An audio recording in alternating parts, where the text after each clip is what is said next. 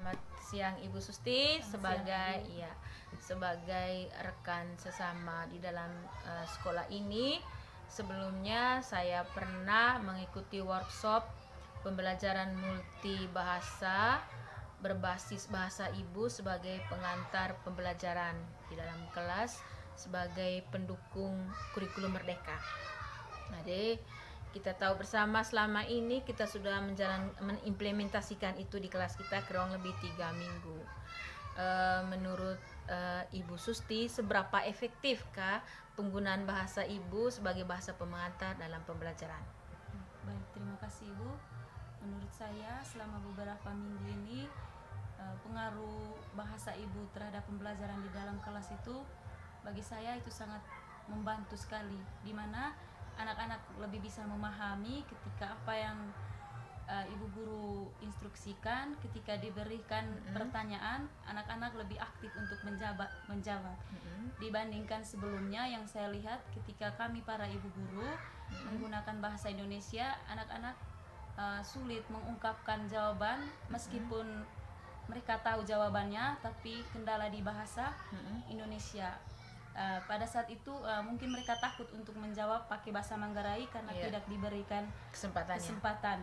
Makanya mereka sulit untuk mengungkapkan jawaban mereka melalui bahasa Manggarai. Tetapi setelah menggunakan bahasa Manggarai dalam konteks pembelajarannya, menurut saya mereka sangat aktif dan mereka sangat suka dengan apa yang dibawakan pada saat proses pembelajaran berlangsung. Dan lebih lagi anak-anak aktif untuk menceritakan kembali ketika ada pembelajaran yang konteks cerita, anak-anak bisa menceritakan kembali apa yang ibu guru ceritakan. Mereka lebih punya percaya diri juga ya Ibu Susti ya. Betul sekali. Jadi dari berapa minggu, 3 minggu yang sudah dilewati, menurut Ibu, rekomendasi Ibu terhadap implementasi yang kita buat ini, apakah pendekatan ini kita terus lakukan atau bagaimana? Baik Bu, menurut saya itu alangkah baiknya langkah seperti ini masih bisa lanjutkan. Bahasa Indonesianya masih tetap dipakai, tetapi alangkah bahasa Manggarai yang kita utamakan pada saat proses pembelajaran. Kemudian dominasi oleh bahasa Manggarai karena itu lebih dimengerti anak ya Ibu Susti. Oke Ibu Susti, selama ini juga dari hasil asesmen awalnya kita tadi itu bahwa kemampuan bahasa anak itu tersen ya, hasil asesmen kita untuk kelompok B dan juga kelompok B2 45 dengan juga anak umur 56. Nah, strategi selama ini bahwa sekalipun kita menggunakan model sentra, artinya kalistung itu, pengenalan kalistung itu tetap kita laksanakan di semua sentra begitu, bukan hanya di sentra persiapan.